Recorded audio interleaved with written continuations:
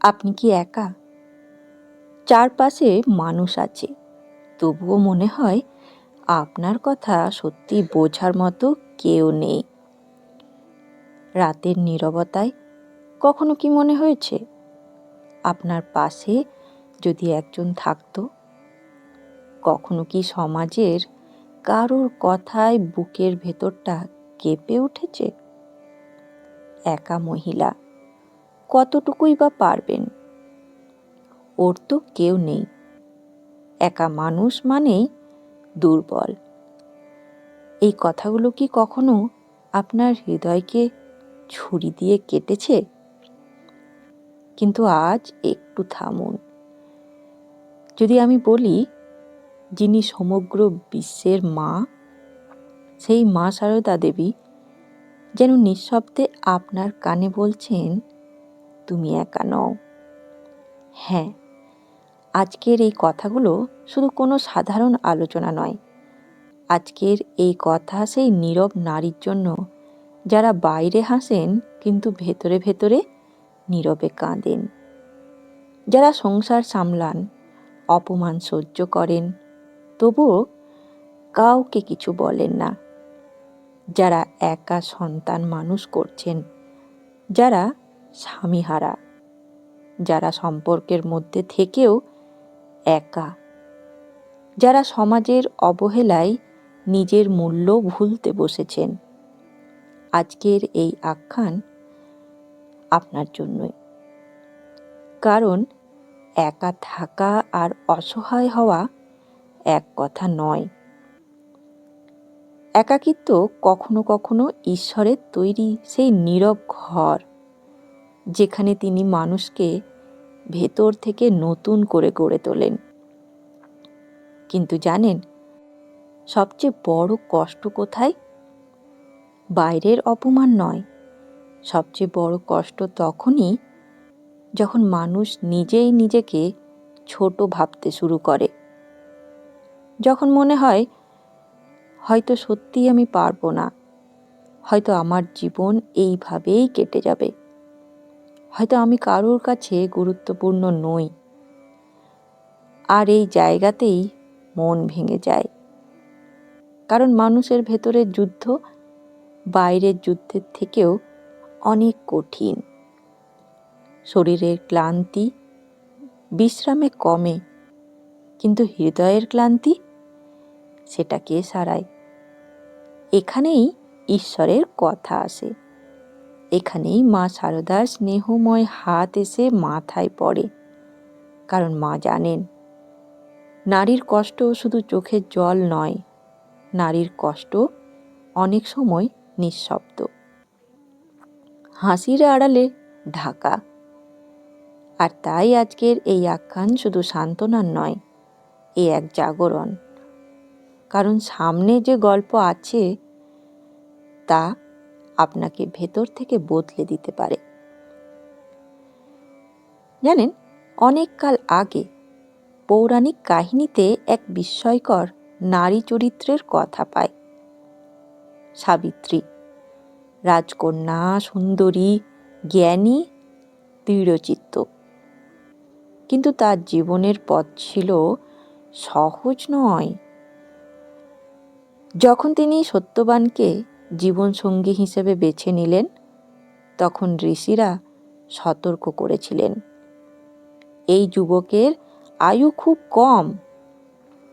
ভাবুন, বিবাহের আগেই জেনে গেলেন স্বামী বেশি দিন বাঁচবেন না। অনেকেই ভেঙে পড়তেন, অনেকেই পিছিয়ে যেতেন। কিন্তু সাবিত্রী, তিনি পিছিয়ে যাননি। কারণ সত্যিকারের শক্তি ভিড়ের মধ্যে দাঁড়িয়েও কথা বলে না। সত্যিকারের শক্তি হলো ভয়ের সামনে দাঁড়িয়েও শান্ত থাকা। বিবাহ হলো, সময় এগোতে লাগলো।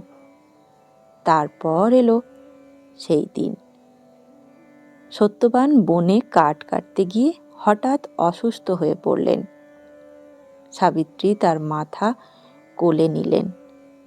আর ঠিক তখনই মৃত্যুর দেবতা যম উপস্থিত হলেন। ভাবুন, সেই দৃশ্য, নিঃশব্দ বন, স্তব্ধ আকাশ, প্রিয় মানুষটির প্রাণ চলে যাচ্ছে, আর সামনে দাঁড়িয়ে মৃত্যুর দেবতা। এখানেই অধিকাংশ মানুষ ভেঙে পড়তেন, কিন্তু সাবিত্রী দাঁড়ালেন। তিনি যমের পেছনে পেছনে চলতে লাগলেন। যম বললেন, ফিরে যাও। তিনি গেলেন না। আবার বললেন, এ পথ তোমার নয়। তিনি তবুও থামলেন না। কারণ প্রেম শুধু কান্না নয়, প্রেম শক্তিও দেয়, ধৈর্যও দেয়, বুদ্ধিও দেয়।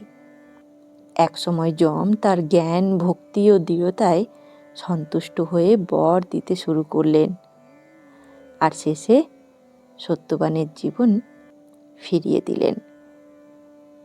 এ গল্প শুধু স্বামীর প্রতি ভালোবাসার গল্প নয়, এ গল্প এক নারীর অন্তরের শক্তির গল্প।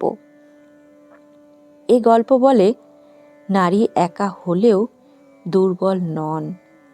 যার ভেতরে সত্য, ভক্তি আর সাহস আছে, তাকে হারানো সহজ নয়। ভাবুন, যদি এক পৌরাণিক নারী মৃত্যুর মুখোমুখি দাঁড়াতে পারেন, তাহলে আজকের আপনি সমাজের কথায় কেন নিজেকে ভেঙে ফেলবেন? কিন্তু এখানেই আরেকটি গভীর প্রশ্ন, সব লড়াই কি জিতে ফেলা যায়? সব প্রিয়জন কি ফিরে আসে? সব কষ্ট কি দূর হয়? না। আর ঠিক এখানেই ঠাকুর শ্রীরামকৃষ্ণদেবের গভীর শিক্ষার শুরু হয়। এই প্রশ্নের উত্তর দিয়েছিলেন ঠাকুর। ঠাকুর বলতেন, যত মত তত পথ। এত গভীর অর্থ শুধু ধর্মের পথ নয়, জীবনেরও পথ। অর্থাৎ ঈশ্বর প্রত্যেককে আলাদা পথ দেন। কারোর পথ সংসারের ভিড়ে, কারোর পথ নিঃসঙ্গতার মধ্যে, কারোর পথ সহচর নিয়ে, কারোর পথ একা। কিন্তু পথ আলাদা হলেই কি মানুষ অসম্পূর্ণ? না, কারণ ঠাকুর আরও বুঝিয়েছেন, মানুষের দুঃখের মূল আসক্তি। যেখানে আমরা ভাবি, এটাই না থাকলে আমি শেষ, ওই মানুষটা ছাড়া আমি কিছুই নই, ওই সম্পর্কটাই আমার সব, সেখানেই দুঃখ জন্মায়। কারণ পৃথিবীর সব কিছু পরিবর্তনশীল, আজ আছে কাল নেই। আজ যে মানুষ আপনার খুব আপন মনে হচ্ছে, কাল হয়তো দূরে চলে যাবে। আজ যে আপনাকে অবহেলা করছে, কাল সেই হয়তো আপনাকে খুঁজবে। এটাই মায়ার খেলা। মায়া মানে শুধু সংসার নয়, মায়া মানে সেই ভুল ধারণা যেখানে মানুষ নিজের শক্তি ভুলে বাইরের কারোর ওপর নিজের মূল্য নির্ভর করায়। আর এখানেই একা নারীর সবচেয়ে বড় পরীক্ষা। যদি কেউ পাশে না থাকে, তাহলে কি আমি শেষ? ঠাকুর যেন নিঃশব্দে বলেন, না, কারণ আপনার ভেতরেই ঈশ্বরের আলো আছে, যে আলো কেউ কেড়ে নিতে পারে না। এবার আসি গীতার কথায়। শ্রীমদ্ ভগবত গীতায় ভগবান শ্রীকৃষ্ণ বলেছেন, মানুষ নিজেই নিজেকে উন্নত করুক, নিজেকে অধঃপতিত না করুক। কারণ মানুষ নিজেই নিজের বন্ধু, আবার নিজেই নিজের শত্রু। কি অসাধারণ শিক্ষা, তাই না? আপনি যদি প্রতিদিন নিজেকে বলেন, আমি পারবো না, আমি একা, আমার কেউ নেই, তাহলে আপনার মনই আপনার শত্রু হয়ে যায়। কিন্তু যদি বলেন, ঈশ্বর আছেন, আমি ভাঙিনি, আমার ভেতরে শক্তি আছে, তাহলে সেই মনই বন্ধু হয়ে যায়। আরেকটি শ্লোকে বলা হয়েছে, তোমার অধিকার শুধু কর্মে, ফলে নয়। অর্থাৎ আজ আপনি একা, কিন্তু আগামীকাল কি হবে তা নিয়ে ভয় পেয়ে আজকের জীবন নষ্ট করবেন না। আজ নিজের কর্তব্য করুন, নিজেকে গড়ুন, মনকে সামলান, ঈশ্বর বাকিটা দেখবেন। চলুন এবার আসি আমাদের স্নেহময়ী মায়ের কাছে, শ্রী শ্রী মা সারদা দেবীর কাছে। শ্রীমা বলেছিলেন, মনই সব, মনেই শুদ্ধ, মনই অশুদ্ধ। কি গভীর কথা, তাই না? যদি মন বিশ্বাস করে আমি অসহায়, তাহলে বাইরের হাজার মানুষ পাশে থাকলেও আমি দুর্বল। আর যদি মন বিশ্বাস করে আমি ঈশ্বরের সন্তান, তাহলে একা ঘরও আপনি শক্তিশালী। মা যেন খুব নরম গলায় বলছেন, মা, নিজেকে ছোট করো না, তোমার ভেতরেই সেই শক্তি আছে। আর মা সারদা দেবীর জীবনটাই কি উদাহরণ নয়? নিঃশব্দ শৌর্য, অসীম ধৈর্য, অন্তরে মহাশক্তি। কখনো উচ্চস্বরের নিজের শক্তির ঘোষণা নয়, তবু সারা পৃথিবী তাকে মা বলে। এই হলো প্রকৃত শক্তি। এবার প্রশ্ন, আজ আপনি কি করবেন?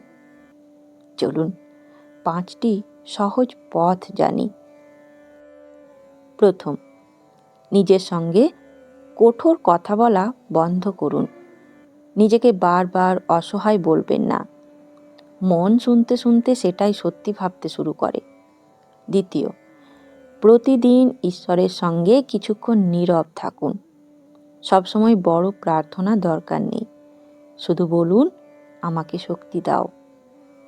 তৃতীয়, নিজের কাজের মধ্যে নিজেকে ব্যস্ত রাখুন।